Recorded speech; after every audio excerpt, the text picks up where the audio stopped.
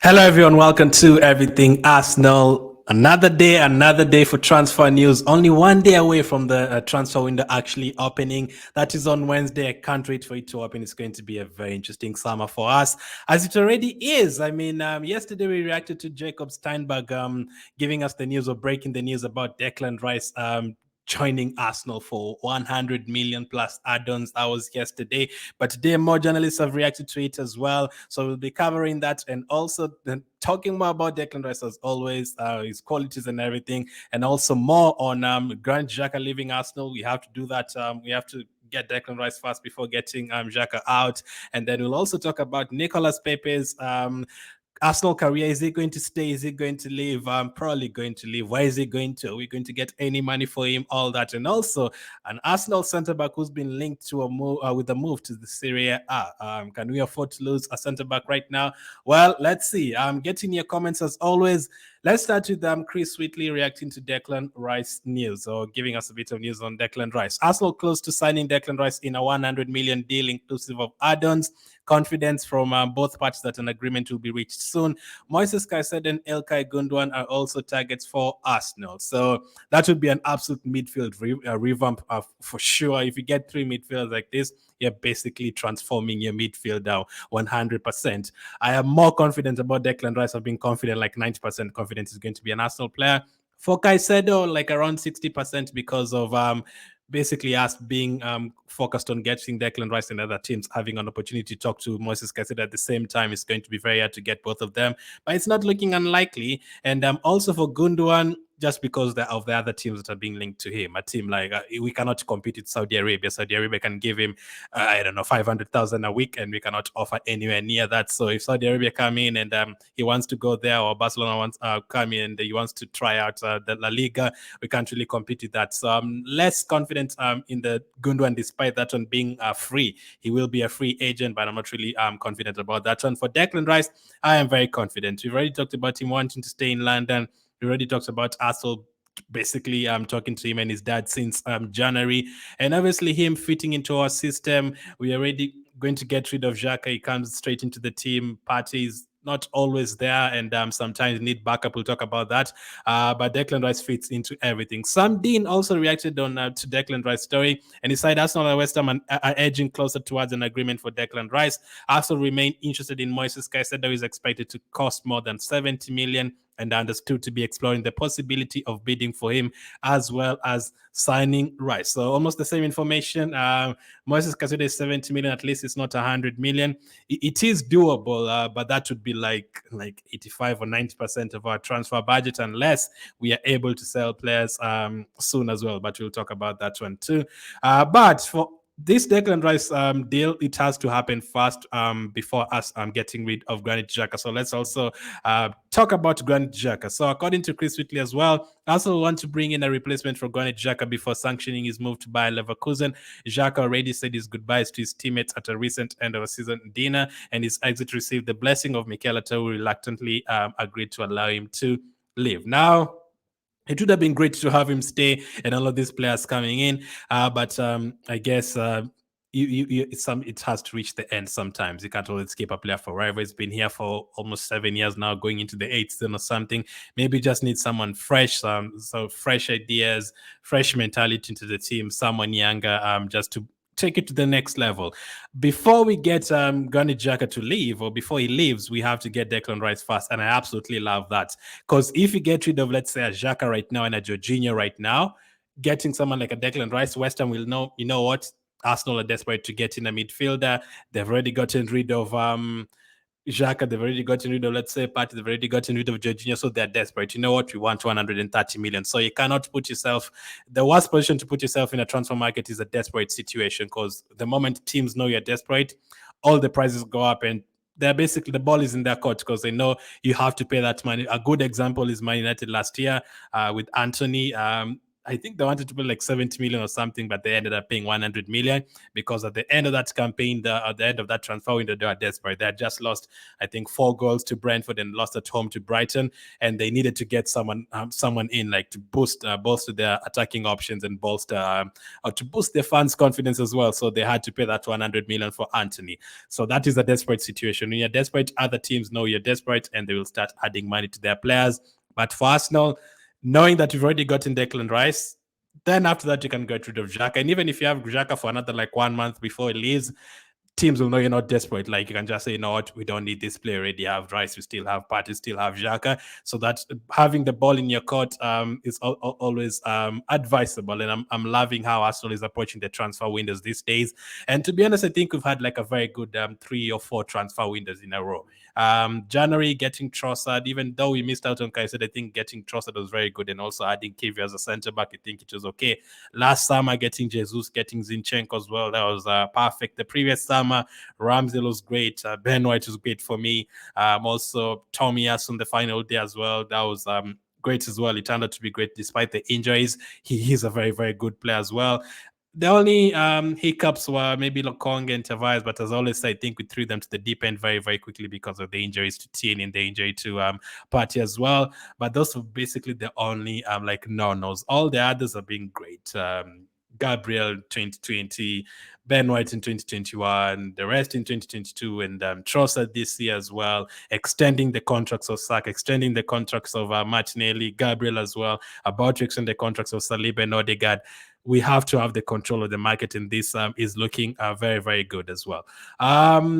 According to Fabrizio Romano as well on Declan Rice, basically has tweet, Granit Xhaka still prepared to join Leverkusen once Arsenal will sign a midfielder. So we have to sign a midfielder first before getting rid of Xhaka. Work in progress for Declan Rice, still Arsenal confident since last week. So I'm pretty sure this one will be done very, very quickly. I don't know how they're going to approach the medical and everything because there's international games going on until like next week. So I don't know if you're going to wait for that to happen before he does the medical, or will Arsenal go there and do the medical for him and bring back the results and everything. I'm not sure. But as long as you've agreed the terms and as long as West Ham accept the bid, that is perfect. I've always been confident, as I said. I didn't think he was going to leave England to go to Bayern Munich. If it was like 5 years down the line, maybe after he has achieved a couple of things in England, maybe he'd have wanted to move on to a different country, to a different challenge. But as of now, he still wants to compete for the Premier League. He still wants to be in London. He still wants to win the FA Cup. Still wants to win the Carabao Cup. Still wants to compete in the Champions League with an English club. So maybe down the line he could go to a different country. But as of now, my only concern was maybe if Man City come in for him or Liverpool come in for him. But according to reports we've had the last 1 month, this has always been a confident deal. Arsenal already talked to him. He already said no to Man United. I don't think Chelsea would get him because he wants Champions League football. How times have changed. It's very important to have Champions League football.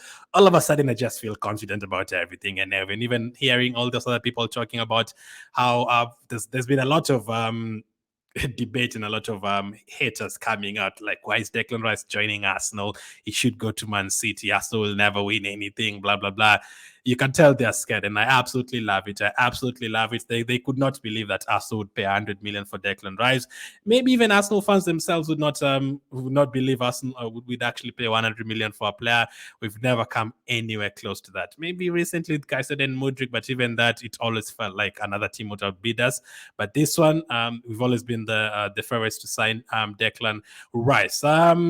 Also, Acha has more plans. Acha actually does have more plans apart from midfield. Our midfield is very, very important, but it does have more plans for our squad. Arsenal also looking to strengthen their defense this summer and have been looking at potential options in centre-back and right-back options. Right-back, we've been linked to Castagne. The other day, talked about Castagne and people are like, nah, he's not good enough, injury-prone. He's not...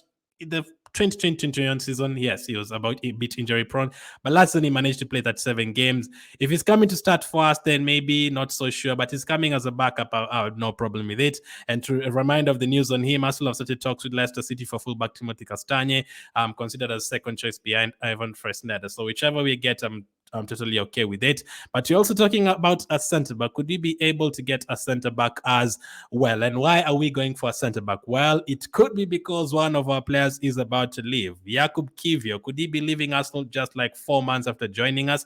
According to reports, Napoli has reportedly set their sights on Arsenal's defender Jakub Kiwior, seeing him as a perfect replacement should the Korean defender Kim Min-jae make an exit. So Kim Min-jae is being linked to Manchester United. So if he goes there, Kiwior is a potential replacement for him. And he's been playing in the Serie A, so I can see why Napoli would want him. This is according to Calcio Napoli. However, word has it that the transfer is presently deemed impossible. Presently deemed impossible. Arsenal's steadfast commitment to keeping the player and their apparent lack of interest in selling him have put a damper on Napoli's plans. I agree with that. I don't see one of the positions that I feel like we don't need to improve like immediately right now is goalkeeper, center back, left wing. Let's work on our midfield. If you sort that out, perfect. Work on your fullback position, sort that out, perfect. Get a backup for Saka. Perfect. Then after that, maybe in July or just before the season in August, you can start looking for maybe a centre back, a loan deal or whatever, backup for Gabriel and Saliba and Ben White and Kiwior, or you can get another striker in July or something if you can. For me, I'm happy Jesus, Martinelli and Saka. Some of you want a 30-goal a season striker. I feel like we need a midfielder first for that kind of money. If you had to ask me 100 million for a midfielder, 100 million for a striker, I tell you 100 million for a midfielder, because our problem was not goals last season. Our problem was when Partey gets injured, you open in midfield. The problem is when Saliba got injured, whoever is replacing him is not good enough. So that is our problem. And another thing, I've said centre back is not really a problem because I also want Ben White to play there next season. If we get Tomiyasu and get another fullback, if Tomiyasu becomes fit and we get another fullback, then that basically sorts it out. If Saliba, Gabriel is not there, Ben White is there. Last season, Ben White could not play there because he had to play at right back. Another reason why someone like Declan Rice is great, and I'm jumping from the Kiwior story, but another reason why someone like Declan Rice is very important, competition. You want competition. If Partey plays poorly, you want someone like a Declan Rice to come in for him, or Rice to start Partey knowing, you know what, if I don't play well, Rice will play for 10, 20 games in a row. So competition also helps. And for Kiwior, I don't think we need to sell him. Keep him. The only players that we really need to sell, maybe 3 or 4 players, and the others, and most of them are the ones who are coming out of loan deals. The ones that we had last season, maybe 2 or 3 need to leave. The others, I'm quite happy with keeping them. So for Kiwior, let me know, would you keep him? Or would you try to sell him and get in another defender? Or do you think we're okay even without Kiwior, even without getting a centre back? I don't think so. I think we need another left-footed centre back, and I think he's the one who fits into that category. So I don't really think we need to be replacing him right now, unless they're giving us like 40 million or something crazy. Then you can consider it. But as of now, I don't think centre back is our problem. We need to keep everyone intact. Maybe Holding could leave, but the others, the whole defense, I need everyone staying. Zinchenko, I wanted to keep Tierney, but it looks like he's going to leave. But Zinchenko, Gabriel, Ben White, Saliba, Kiwior, Tomiyasu, all of them to stay. And then you add to that maybe the Castagna or Fresneda or Cancelo, whoever we're going to add to. I want them to stay. Another player who might not be staying 90% guaranteed is Pepe. According to Chris Wheatley, Nicolas Pepe and Cedric Soares are both surplus to requirements at Arsenal. Their representatives are currently trying to find them new teams ahead of the 2023-2024 season. Pepe in particular is open-minded to moving to Saudi Arabia. This is our record transfer, actually, Nicolas Pepe to Arsenal, and it didn't work out. I don't think it was a disaster. I mean, he's not like in the top 10 worst Arsenal signings of all time. In terms of price, maybe, but in terms of impact, he still won us an FA Cup. He still had a couple of good moments at Arsenal. I remember Man United at home, Europa League against, I think it was Frankfurt or someone. He still had some good moments. He wasn't completely disastrous like someone like an Andre Santos or something. But since Ateta came in, obviously he was an Emre player. At once different, like especially the pressing from the front with Martinelli and Jesus and Saka running after every ball will Pepe really do that for you, or will be a luxury player? Like if Pepe had worked out, it'd have been perfect. Like we wouldn't have been looking for a backup winger right now, knowing that we have him with Saka. But the thing is, as of now, I don't think Arteta trusts him. Number two, I don't think Pepe feels like he wants to come back. I don't really think so. Number three, he might want to come and prove himself, but are we in a stage where people are trying to prove themselves? I only give that to two players, Kivio and Fabio Villa, who are new to England another season. But for someone who had been here for like since 2019, we already seen him for like 3-4 seasons at Arsenal. I'm not sure, man. I'm not sure. He could be. He can improve more than that. And also on top of that, he's not that old. I think he's 27 or 28. So he's literally in his prime right now. But I don't think it will ever work out. So I think we will probably sell him. And according to Sam Dean, Nicolas Pepe is one of the highest and higher earners on Arsenal's books. Though with only 12 months left on his deal, there's a possibility that his contract could be terminated by the end of the summer window. Arsenal are hoping to avoid that scenario, instead generate a transfer fee, however small. So we are not going to get 30 or 40 million for him. Forget about it. We could get something like 10 million or something stupid like that, or 15 million. Nice don't want him. He was there on loan last season. So we are going to have to go on a huge loss on him. We're just going to accept our loss for him and just move on. I wouldn't want us to terminate the contract. We've already done that a lot of times. Then again, yes, this is not really an Arteta signing. The likes of Torres and Lokonga Arteta signings, but the previous ones, Ozil living on a free, Socrates contract terminated, Mustafi contract terminated, Sanchez living on a free, Ramsey living on a free. You don't want a lot of that to happen. I think Pepe and Holding living, and Elneny, maybe this would be maybe the last players living on cheap deals or free. Now, the players that we have right now, Odegaard, I almost said Ozil, Odegaard, Martinelli, Saka, Jesus. If you want to sign all these players, there's no one who's going to go for 10 or 20 million. This Saka is like, I saw, is the second or something most valuable player in the world at the moment. Perfect. You're going to have to pay 200 million for him if you want him. The likes of Martinelli, no cheap. Like, I don't think any of those players is anywhere below 60 million. So you're going to have to pay heavily if you want any of them. And I think I absolutely love the kind of direction we're heading to. So Pepe is probably leaving. How much you're going to get for him? Maybe 15 million. How much do you think we should be getting for Pepe? Remember, this is off a back of like 2 poor seasons at Arsenal and at Nice, and it hasn't really worked out for him in England. He would be a luxury player. I don't think he's what we need at all, unfortunately. That is why we've been desperately trying to look for a winger, knowing that we have a 72 million pound winger. That shows that the fans have even forgotten about him, and the manager does not really rate him at all. He's also mentioned Cedric. Chris Whitley also mentioned Cedric in that article, in that tweet.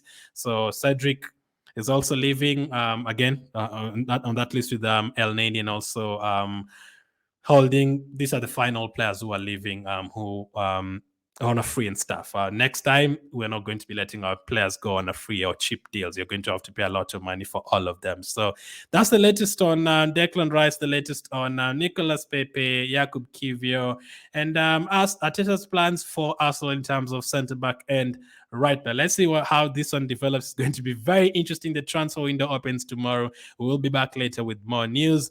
Thank you for watching. I'll catch up with you on the next one.